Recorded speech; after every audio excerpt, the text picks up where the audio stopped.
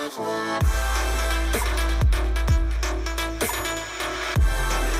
guys! Welcome back to my channel. And today, pagtatapatin natin itong dalawang to kasi curious din ako. Itong microfiber sponge versus itong original beauty blender. So, nagamit ko na itong dalawa personally kasi ito medyo matagal ito sa akin. January lang. So nagamit ko na silang dalawa, which is a good thing din para may masabi akong input sa inyo. Pinagtapat ko sila kasi ito sobrang rave nito pero sobrang mahal din niya.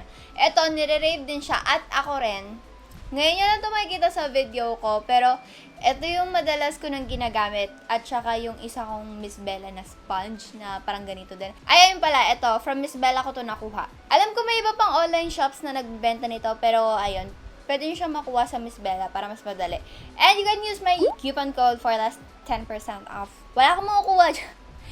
Savings nyo lang yan ha, hindi ako affiliate or whatever. Ano lang yan, discount lang for you. So, comparing sa price, this is 350 pesos and this is 980 and up. Not sure kasi depende yun sa pagbibilan nyo eh. Pero yun lang yung sure ko, mahal siya. Ayan sila ng tuyo. Ito yung microfiber sponge. Mas malaki siya kaysa sa beauty blender. Itong microfiber sponge, meron siyang size na ganito. Pero ito yung kinuha ko, yung may flat edge dito para madali sa foundation.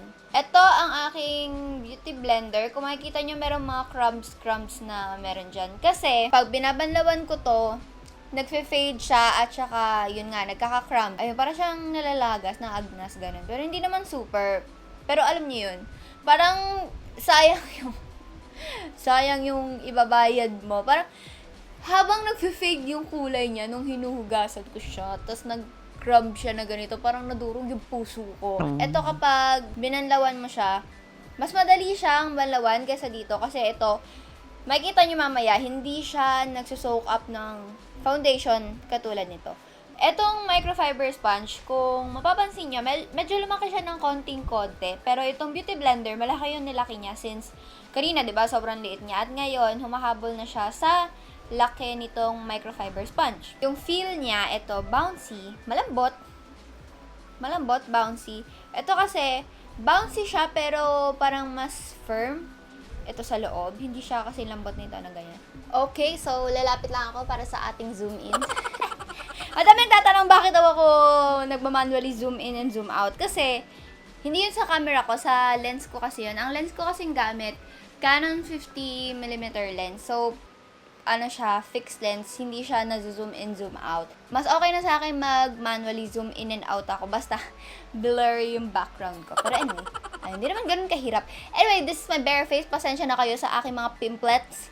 Ito definitely pimple yan, diyan pimplets. Di ko alam, lately, tinitigyawat ako. Weird. So, wag na lang natin pansinin itong pimple ko. Imagine natin, oh my gosh, may tunog na naman. Parang kinakabahan ako kapag may mga fire trucks, ganyan. Sana mawala na yung sunog. Anyway, ayun. So, ito yung aking gagamiting foundation, yung BLK na All Day Matte Liquid Foundation in the shade Honey. Yan.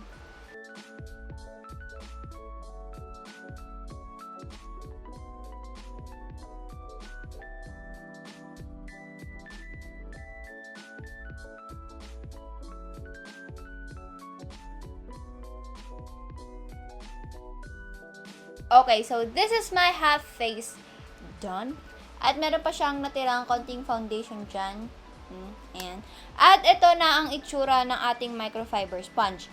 Medyo maraming dumikit na foundation sa kanya, pero kung titingnan nyo paikot, parang andun lang siya sa microfibers niya. Parang hindi siya dumikit sa pinaka-sponge sa loob. Ayun din yung another reason kung bakit gusto ko to. Kasi since nandun lang yung product sa pinaka-fibers niya, mas madali siyang linisin. Pag naglilinis ako ng mga sponges ko, ito yung pinakamabilis kong nalilinis. Ito, zoom in lalo dito sa aking beauty blender. Ayan yung mga crumbs niya. Kaya hindi ko na ito masyadong ginagamit eh. Kasi nga, tuwing babanlawan ko na lang, nagfe-fade yung kulay o kaya nagka-crumbs.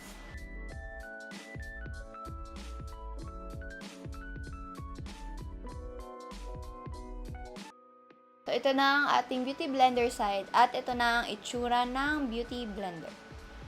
Kasi kung gaganunin mo talaga, kung titingnan mo ng maigi, talagang umilalim talaga siya dun sa spot. Sa pinaka-coverage na nabigay nila sa foundation, parang kung titignan dyan, as in dyan, parang parehas lang sila, ba? Pero kasi, mas marami akong product na nagamit dito. Tinan nyo, simot yung kamay ko. Para mas maraming beses ako nagganon dito. Hindi ko pa nga nalagyan yung neck ko dito. Ito nalagyan ko yung neck ko kanina. At nakadalawang patong pa ako ng foundation ko kanina. So, sa dami ng foundation, mas konti yung nagagamit nito kaysa dito. So, I think okay naman yung face ko. Flawless naman silang dalawa. Pero ayun nga, para sa akin talaga, winner talaga itong microfiber na sponge na to. Sulit na sulit siya sa 350 pesos. Tapos, ang lambot niya pa, pag hahawakan mo siya, sobrang dry, parang hindi mo siya binasa.